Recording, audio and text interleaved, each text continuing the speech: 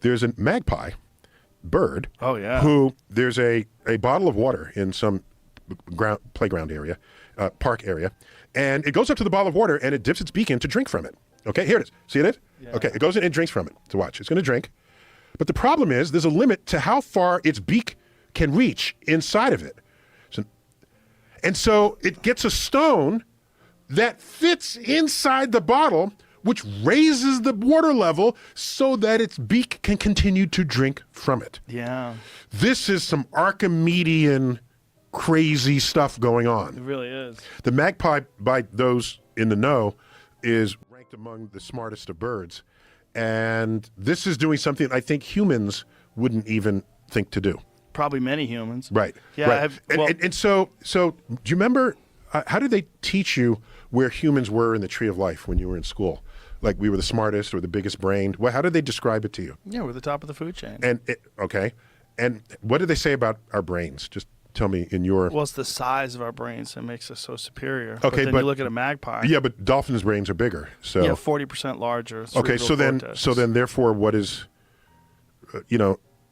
whale brains are bigger. So yeah. So then how do they? If there are other animals with bigger brains and we want to stay at the top, what do they say about those other animals? I don't know. What do they say? No, I'm saying. Okay, so you know what they did? They say they're inferior. So no. So what they did was they say, oh no, we don't have the biggest brain. Oh, but brain to body weight ratio, then we're the highest. Okay. Is that accurate with dolphins? Yes. So because they're bigger, much bigger creatures than we are. Mm-hmm. And when you divide the weight of the brain by the weight of the body, we win.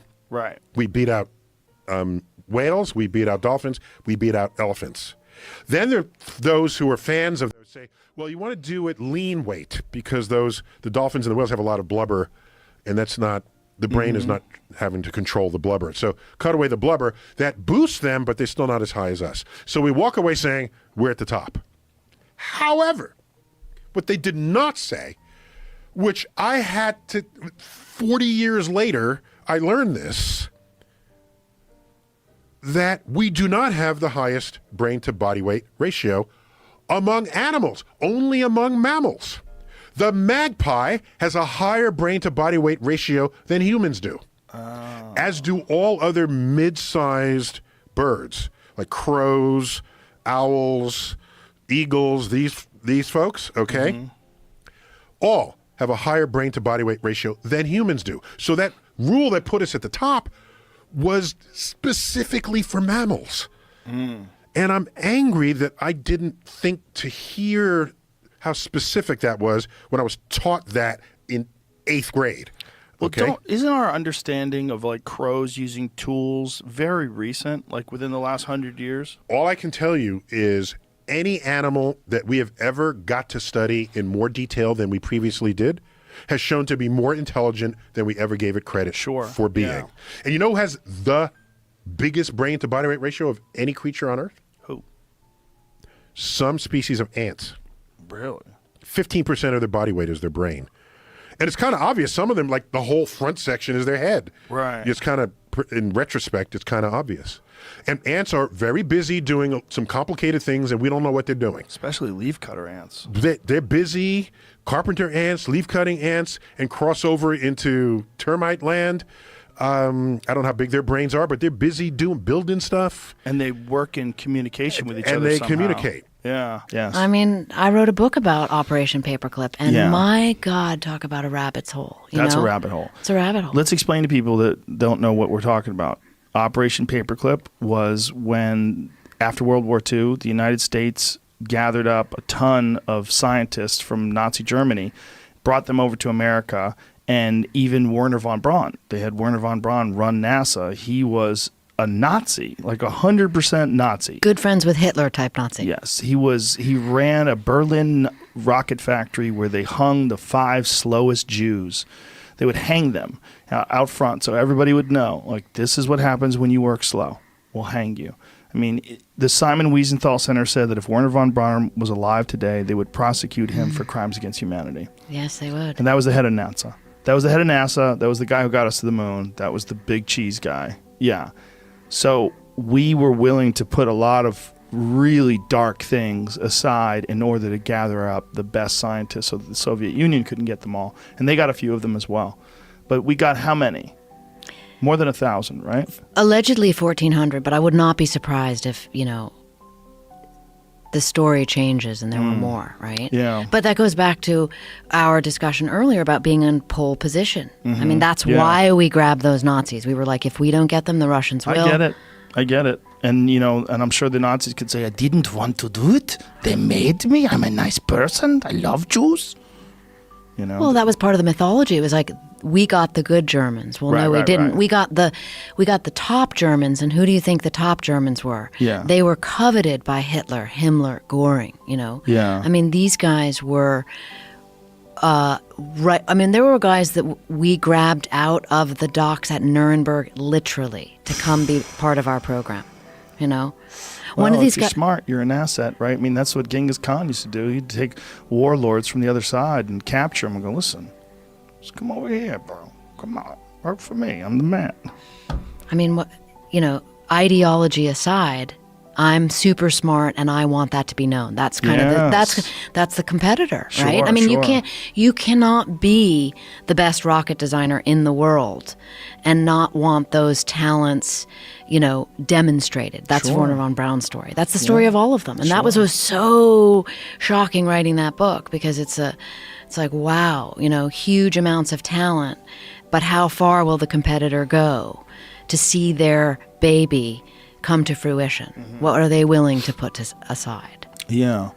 Did you pay any attention to the other places where Nazis went when they escaped Germany, like Argentina in particular? Have you ever seen any of that stuff? Where they have entire German towns down in Argentina. God, right? They do Oktoberfest down there. They wear lederhosen. They drink out of steins. It's crazy. They speak German.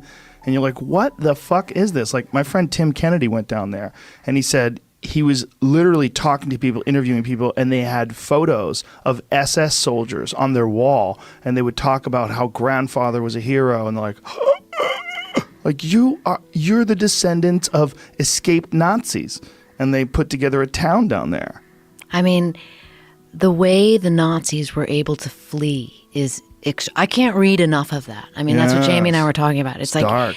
Oh my God. And it's endless. I mean, there's so, the ones that there was a famous guy that we got.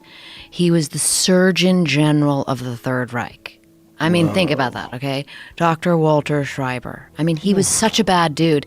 He was in charge of the vaccine program. I mean, you just put those words together and your mind goes really dark, right?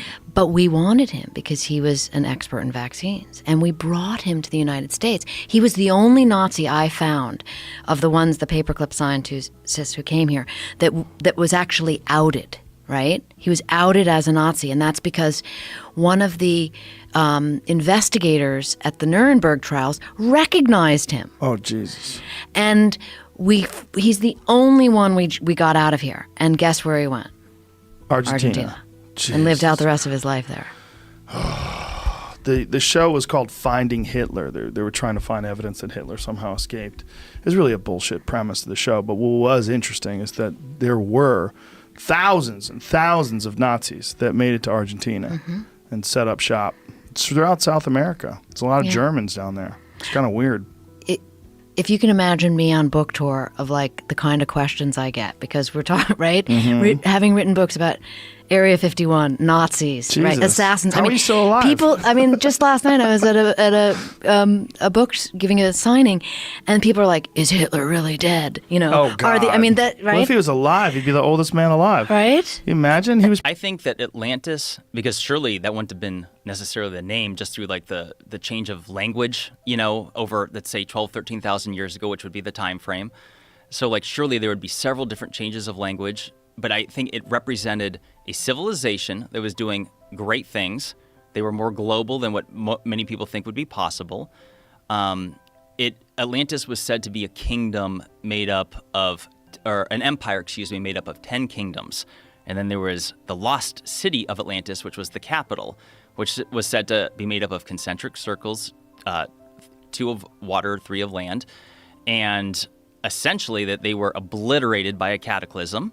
as passed down by Plato, although it's worth mentioning that Plato got the story of Atlantis from Solon, who was his uncle separated by 6 generations. But what most people don't realize is that Solon had traveled to Egypt, and so it's the ancient Egyptians is where that tale comes from, which makes it even more bizarre because I would argue that the most spectacular ancient civilization is the Egyptians. I mean, Jamie, will you pull up the photos of these concentric circles? Tell him. Yeah, the Richat, R-I-C-H-A-T. It's worth mentioning he's that. got it already here. Yeah, in the first couple, I just want to say it's Richat. I used to call it Ricot. I was mispronouncing it. But let me ask you this, Joe, real quick. When you saw my video, was that the very first time you had ever seen this thing before? Yeah. That's the thing. So many. When I first saw this, I was like, what the fuck is that? By the way, you see that white? All those white blemishes? That's salt. This was under the ocean. And people, let me just say, you mentioned Randall Carlson and Graham Hancock. I love them. And I know for sure that they don't particularly think this is the site for a few different reasons. So let me say there's absolute doubt. Even I am not 100% certain. I'm not even 100% certain Atlantis existed. What I am certain is that humans were doing spectacular things and a cataclysmic event happened called the Younger Dryas and reset something for somebody. Is there a natural explanation for this formation? Yes. So let me say that it is considered to be mysterious. They're not 100% certain of it. However, the consensus is that it was a volcanic dome that had risen and collapsed multiple times, like 100 million years ago, allegedly. I say allegedly, I'm not necessarily disagreeing with that. I'm just saying I would like to know where sometimes they get these figures from. Like, explain to me why it was 100 million years ago and not 99 or 98, because here we are talking about how crazy things changed in just the last 12, 13,000 years. So when they throw around these numbers, 1 million years in itself is an incredibly long period of time. But getting back to your question, some had originally thought that maybe it was an impact site from an asteroid or perhaps, but there's no evidence for it. Like there's none of the nano. The problem is there's these concentric circles. Yeah. I've never seen anything. I mean, obviously I'm not an archaeologist, but I've never seen anything like this if you study structures that are like man-made structures, I've never seen anything like this that humans have made, but I've definitely never seen go to that one. Yeah. If you just go to Google Earth, you'll be able to find this quite quickly. It stands out, and it's why they call it the Eye of Africa or the Eye of the Sahara. All right, so just pan out a little bit, and it'll provide us with keep going. All that white is salt. In fact, I had a friend, Josh Sigurdsson, that went out there and tasted that shit off the fucking ground. That's salt. Because a lot of people say, this was never under the ocean. And I'm like, all right, you see all that? Even Randall Carlson himself, which let me just say, he, for a few reasons, he favors the Azores. He doesn't think this is likely to be the location for a few reasons. He favors what?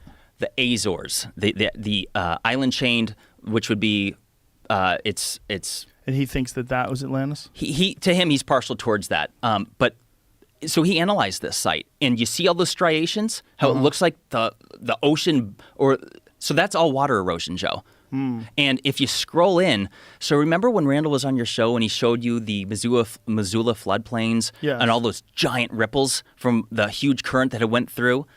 This is here. So scroll in, right there where your cursor is, Jamie. Scroll right in. You're going to see those same water ripples. Keep going, because this what you're looking at here is panned out. This is many miles. Like, keep in mind, this structure is 30 miles across. That's crazy. That looks like the bottom of the ocean, like if you see where the water breaks on the sand. Yep. And I have there's that's better crazy. Pictures. And that, just to clarify, that white is salt, and that is because that's a lot of people don't know, Joe, that the Sahara Desert wasn't a thing until approximately 5,000 years ago. It's only in the last several years, and by the way, I'm quoting MIT research here, that the Sahara goes back and forth from green to desert approximately every 20,000 years. They believe it has something to do with the Earth's tilt, and that's worth discussing. But so this whole area, because people are like, well, that's not Atlantis. I'm like, well, first of all, if the Sahara Desert was a lush green tropical paradise, which had the largest known freshwater lakes ever known to have existed, for example, Mega Lake Chad, which is, it's like 3 times more water surface than all of the North American Great Lakes combined. It's a big sucker.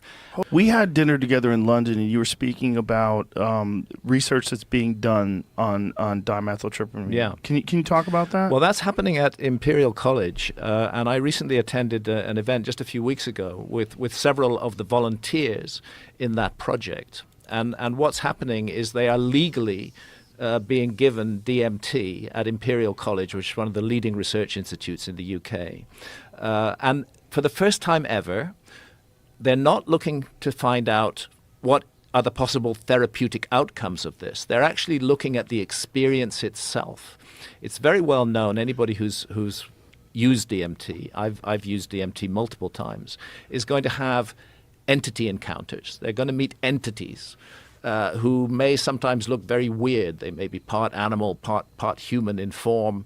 They may be almost formless, but yet they speak to you, they communicate with you. And of course, the mainstream attitude, this is just rubbish, this is just your brain on drugs. Well, Imperial College, they're now testing that view. And what they're finding is that and something else, DMT, as I'm sure you know, Joe, is a very short-acting experience when you smoke it.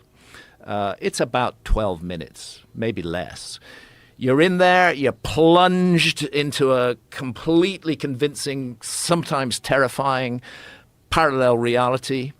It's so confusing, you hardly know what's going on, and then you're out again. But you come out with a feeling that something's been downloaded to you.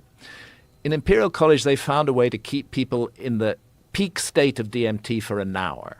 They're delivering it through drip, through timed release, and they're keeping the volunteers in an hour in that state. So they have time to find their way around the DMT realm that they find themselves in. And the astonishing thing is that these volunteers, both men and women, are all coming back with accounts of meeting the same entities and the same world. And it has to raise the question, and I know Rick Strassman has been on your show. And kudos to Rick Strassman, because he was really the first scientist to work with DMT and human volunteers at the University of New Mexico. Rick Strassman is open to the idea that what happens with DMT is that it alters the receiver wavelength of the brain, and that it allows us to gain access to other realities, that these encounters are not unreal, that they're real, but they're real on a level that we can't experience in a day-to-day state of consciousness. We have to be in an altered state of consciousness in order to experience them. And ultimately, the aim of this project is to map the DMT realm. You know, we talk a lot about extraterrestrials and ETs and making contact, and I'm sure the universe is filled with life, and it would be a very good thing to have the tech to make contact, or perhaps not a good thing, with all those other life forms in the universe. But right there in the DMT experience, inside our own heads, we have the opportunity to encounter another world, another realm, entities who are very different from ourselves and who have teachings to give us. And I think we should be spending a lot more research funds on exploring those experiences and finding out what's going on, rather than zooming off to other planets. Let's do both, but let's make sure that we understand that the consciousness is an enormous mystery, and at the level of consciousness, DMT opens up literally a parallel world. And there's a nexus here with quantum physics, and with the notion of parallel realms and parallel realities. Maybe we can actually access them. Well, the work at Imperial College ultimately is going to come up with some answers on that. Nice to meet you, Ryan. Nice to meet you, Joe. Pleasure to be here. You're one of 4 or 5 people that I've talked to that have seen something that might be from somewhere else. It's always weird when you talk to someone that may have seen something that... Wait, let's just, first, before we even get started, please tell people your credentials, what your background is. Sure. So, my name is Ryan Graves. I have an engineering degree, mechanical and aerospace engineering. I promptly left doing that to go fly F-18s for the Navy as soon as I graduated college. Did that for about a decade, both operationally in combat as well as in an instructor role, teaching the new students. And, we did witness something while we were flying in our jets, but, we were doing it we witnessed it in the context of our just everyday flying in our missions. And what year was it that you witnessed this? So we started seeing these in 2014 was the earliest that I know. 2013, late 2013, early 2014. And could you describe what was the very first experience? Yeah, so for me personally, the experience was simply just flying out to the area like I would any other day. And instead of seeing an empty airspace with just my wing person or another squadron doing something in a different block, there were all of a sudden a lot of different radar contacts, which is immediately a problem because, we could be hitting one of those or someone working in our area. And this was happening because we upgraded our radar the best we could tell. We were in a earlier radar called the APG-73, and we had come back from deployment. We entered a maintenance phase, it's called. We kind of do a little bit less flying, upgrade the jets if we need to, do any long-lasting maintenance, and we upgraded to the APG-79, which was a much better radar. And what is the difference in the capabilities of the upgraded radar system versus the original system? Mm-hmm. So, kind of practically speaking, it's like going from an analog TV essentially to like an OLED. It's, a digital modern tool compared to more of like an analog classical radar that has more limited range and has less ability to track multiple targets and things of that nature. So just generally speaking, we would expect to see, more objects if there were any out there or smaller objects, but there shouldn't have been any objects out there. And so how far offshore are you when this is all going down? Our working areas start about 10 miles off the coast, and then it goes out 100 or 250 miles or so, though we don't usually use those far eastern areas. But we would only see them over the water. So they would really only be in our working areas, maybe slightly, in between the working area and the land, but never over the land. Sometimes over the bays that are in the area that are quite large, but never just kind of zooming west over land or anything like that. We would see them being flat too. We'd see them perfectly stationary up there, regardless of the wind. Really? Mm-hmm. Yep. Wow. So what kind of wind are you talking about? Oh, gosh. I mean, at altitude, you can have anywhere up to 100, 120 knots of airspeed. What is that in miles per hour? It's about 100, 130, 140 miles an hour. So they're completely stationary with 140 mile an hour wind. Correct. How would something do that? It's confusing to me as well. Even if we had something that could just burn that much energy, right? Like if you had a sphere surrounded by little rockets, right? Just imagining something right now. Okay. And if you wanted to keep that perfectly stationary, right, against gravity, you could just fire all the rockets at the bottom really fast and hopefully keep it flat, right? Right. It's going to have tiny little variations. And then if you have wind hitting it and all this, you could potentially have those rockets try to counter it, but it would never be perfectly still in winds like that. Because the wind's not perfectly still either, right? Exactly. It changes and varies. It does. So it's almost like it's the wind. It's not even really fighting the wind, it seems. It just seems like it's just there in a way. Wow. There were 2 aircraft from my squadron, VFA 11, and they flew, took off as a flight of 2. That means they're essentially flying in a formation like this.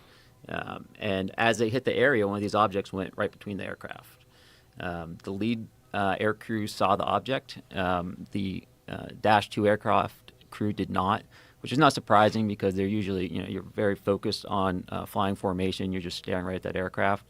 The lead really has actual leeway to look around. So he saw it, and, he immediately came back. I have to assume he didn't have it on his radar because he wouldn't have flown through this object at the entrance point.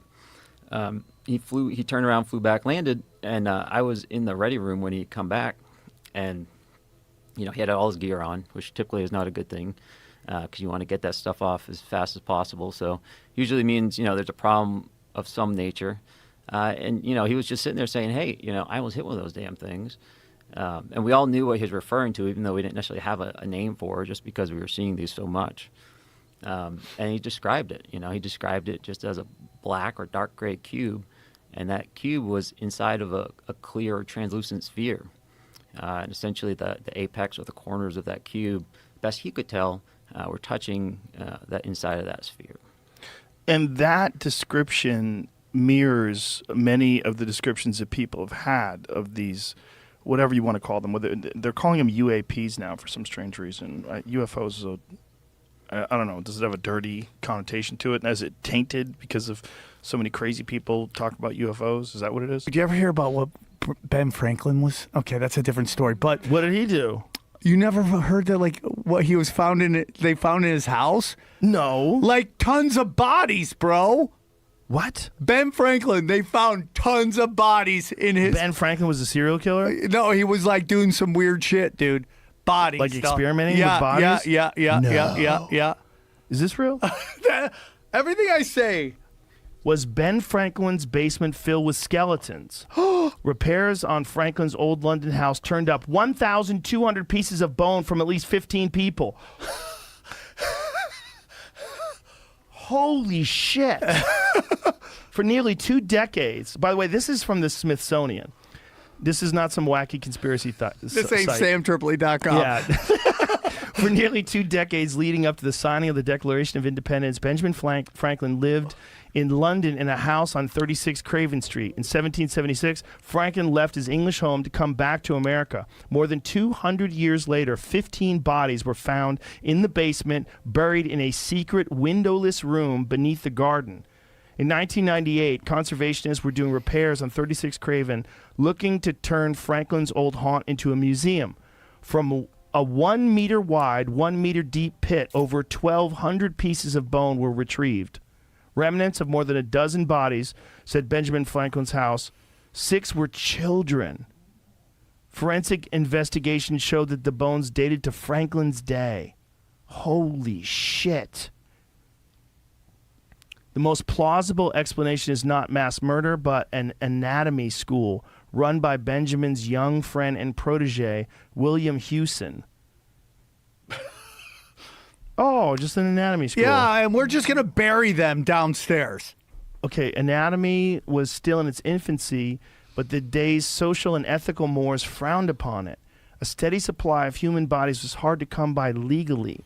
So Hewson, Hunter, and Field's other pioneers had to turn to grave robbing, either paying professional resurrection men to procure cadavers or digging them up themselves to get their hands on specimens.